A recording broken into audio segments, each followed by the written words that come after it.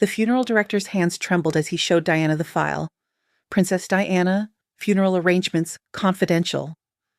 Dated 3 months ago. Detailed plans, specific requests, palace approval stamps.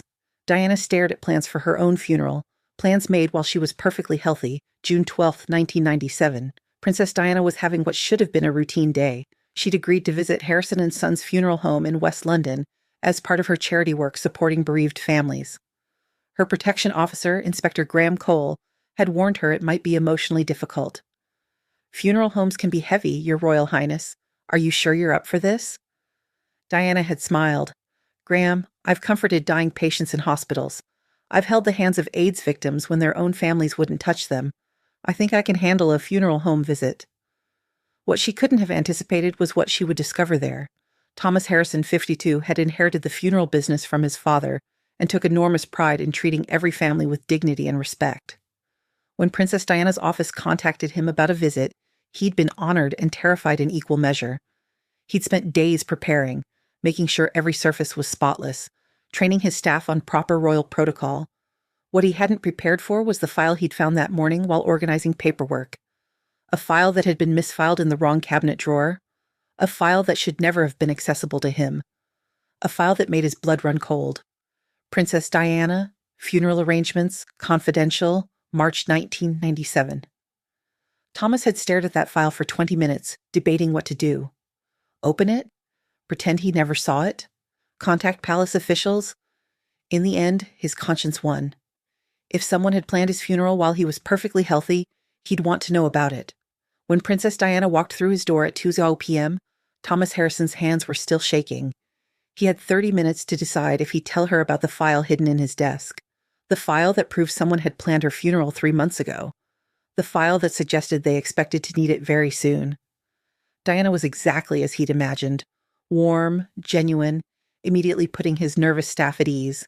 She shook hands with everyone, asked about their families, listened intently to his explanation of their charitable program. "This is exactly the kind of work that matters," Diana said, "ensuring everyone can say goodbye with dignity. How can I help support this more effectively?" Thomas tried to focus on answering her questions, discussing funding models, partnership opportunities, but his eyes kept drifting to his office where that file sat in his desk drawer. The file that contained plans no one should have made. Plans that predicted the unpredictable. After 30 minutes touring the facility, Diana noticed his distraction. She'd learned to read people well over the years. Thomas Harrison looked genuinely distressed about something that had nothing to do with funeral home operations. "Mr. Harrison, are you all right? You seem troubled about something." Thomas glanced at his staff, then at Inspector Cole, then back at Diana. "Your Royal Highness, could I speak with you privately? There's something I need to show you." Inspector Cole immediately stepped forward. "Mr. Harrison, anything you need to discuss?" "It's fine, Graham," Diana said. She'd learned to read people well, and Thomas Harrison looked genuinely distressed. "Mr. Harrison, lead the way." Thomas's office was modest, dark wood furniture, family photographs, diplomas on the wall. He closed the door gently. "Your Royal Highness, I need to apologize if this is a mistake, but I found something this morning that I believe you should see."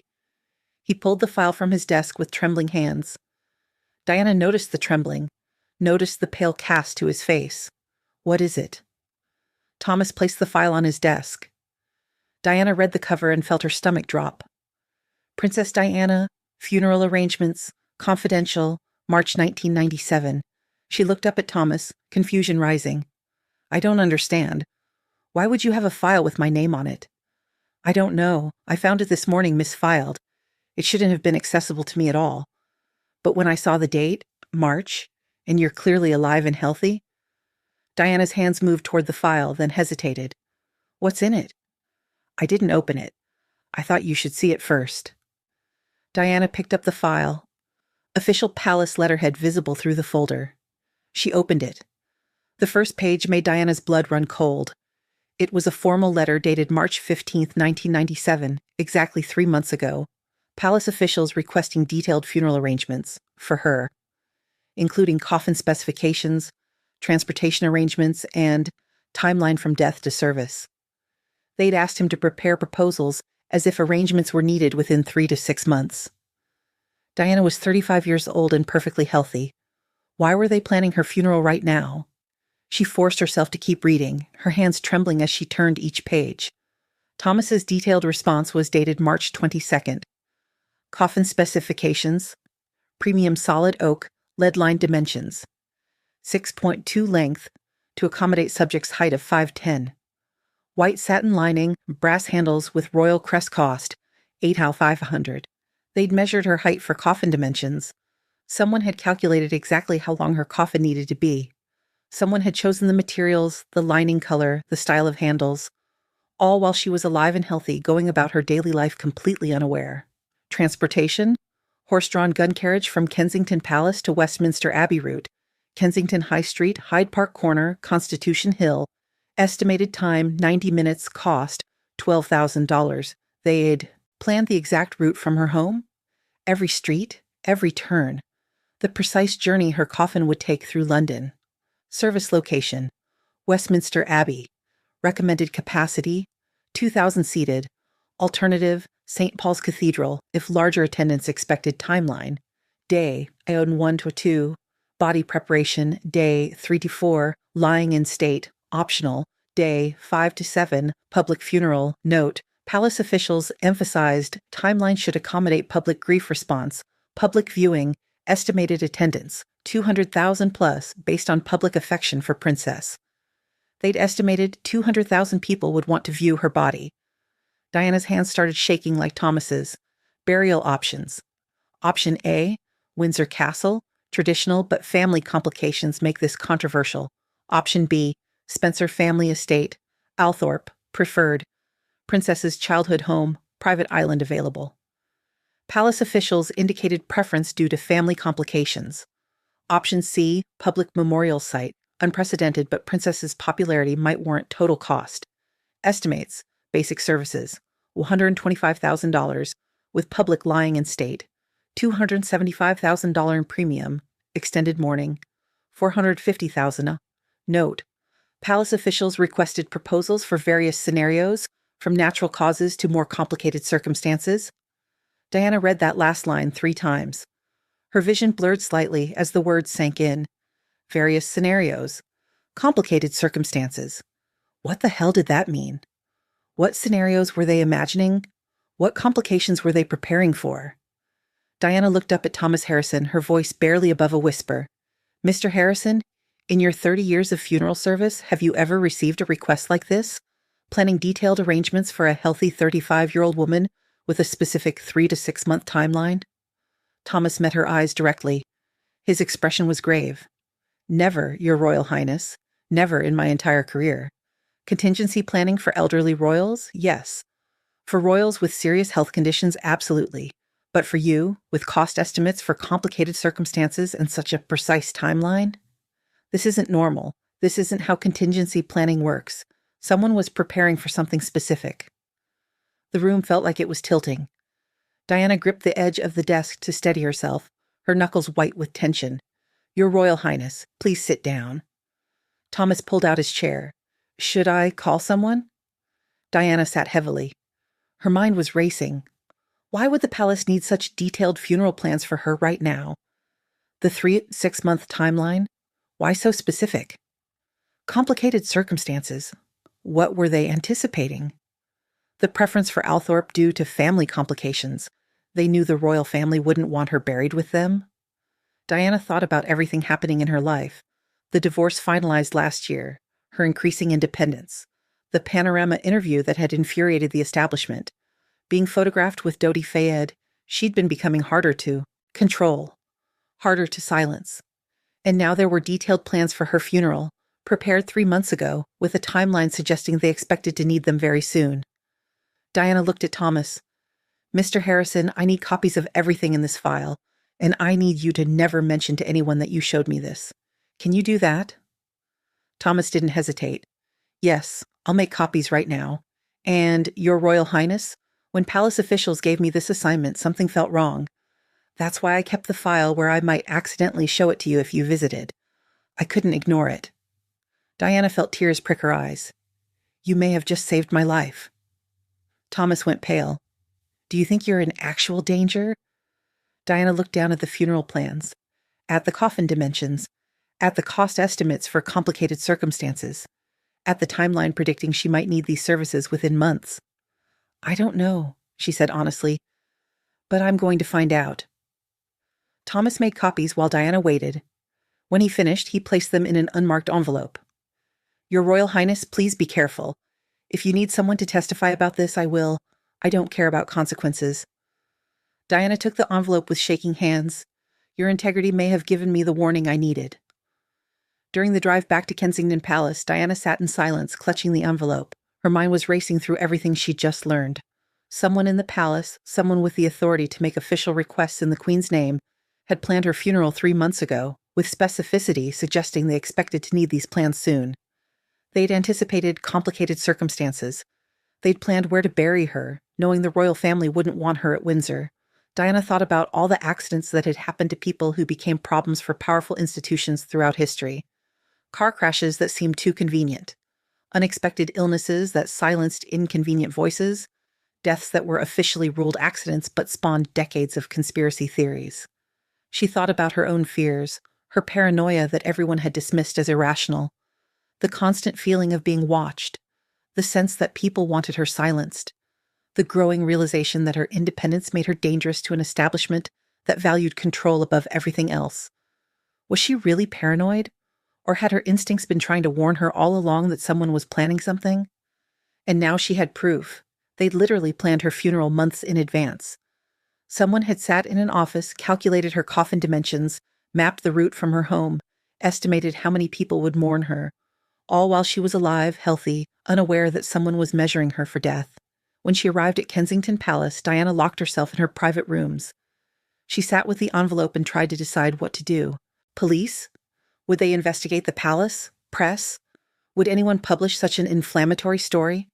Confront palace officials? That would let them know she'd discovered their planning. Or do what she did best, document everything, build a case, create insurance. Diana pulled out her private phone and called her solicitor. Victor, it's Diana. I need your help urgently. This might be the most important thing I ever ask you to do. Victor Mishkun listened as Diana explained what she found. Your Royal Highness, these allegations are extremely serious.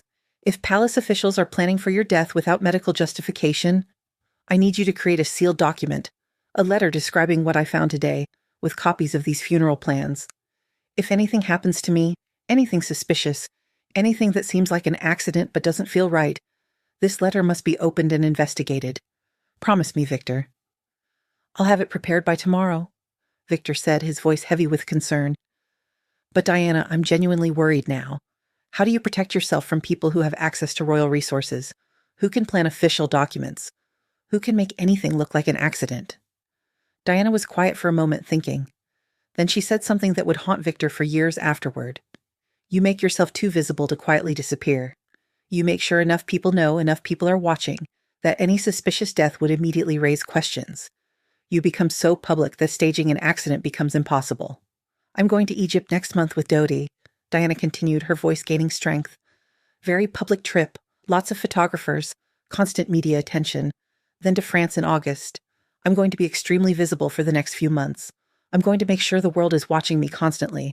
Let them try to stage an accident while every photographer in Europe is following my every move. Victor wanted to argue, wanted to suggest witness protection or leaving the country entirely, but he knew Diana well enough to understand that she wouldn't hide. She would face this threat the only way she knew how, by refusing to disappear quietly.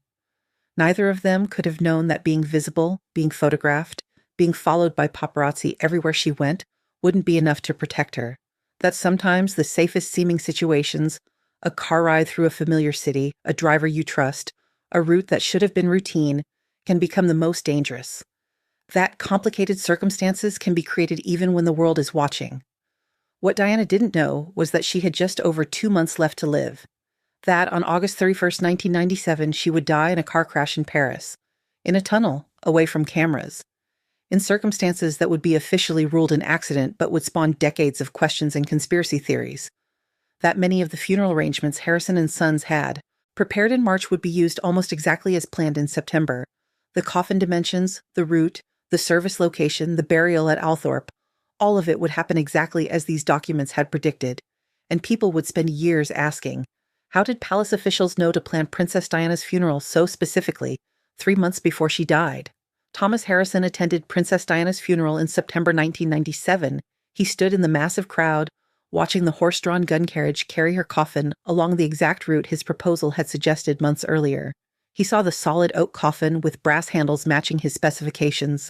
He watched as hundreds of thousands of mourners lined the streets, just as his proposal had predicted based on public affection for Princess. And he knew, with absolute chilling certainty, that palace officials had planned this funeral months before they could possibly have known it would be needed. Unless they did know. Unless they'd been planning more than just the funeral. Unless those complicated circumstances they'd mentioned weren't hypothetical scenarios, but actual plans they intended to implement. The truth about those funeral plans remains one of the most disturbing mysteries of Diana's death.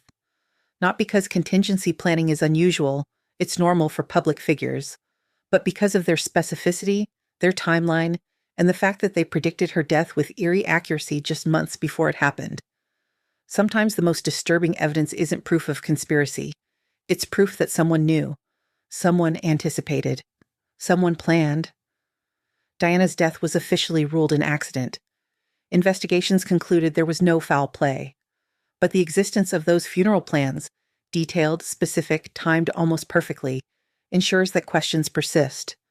Because when someone plans your funeral 3 months before you die, in an accident, it's hard to believe in coincidence. The funeral director's secret wasn't just what he found. It was what that discovery meant, that Princess Diana's death might have been the accident official investigations concluded. Or it might have been exactly what those funeral plans anticipated, a complicated circumstance, requiring careful advance preparation. Thomas Harrison never spoke publicly about the file Diana found in his office. He never told anyone about their June conversation or her trembling hands as she read plans for her own death. But he kept copies, locked away, just in case someday someone would be ready to ask the right questions. The right questions about how palace officials knew to plan Princess Diana's funeral so specifically, 3 months before she died, in circumstances that were called an accident but felt like something much darker. We may never know the complete truth, but one thing is certain, someone was prepared. And Princess Diana discovered that preparation just weeks before she died in the exact circumstances those plans had anticipated. That knowledge, that she knew someone had planned for her death, that she'd seen the evidence, that she'd tried to protect herself, makes her death even more tragic. Because in the end, knowing about the funeral plans didn't save her. It just meant that when she died, there were people who understood the truth. Someone had been planning Princess Diana's funeral months before she died. Someone had anticipated the circumstances, the timeline, the exact arrangements that would be needed. Someone had known, and that knowledge haunts everyone who saw those documents for decades to come.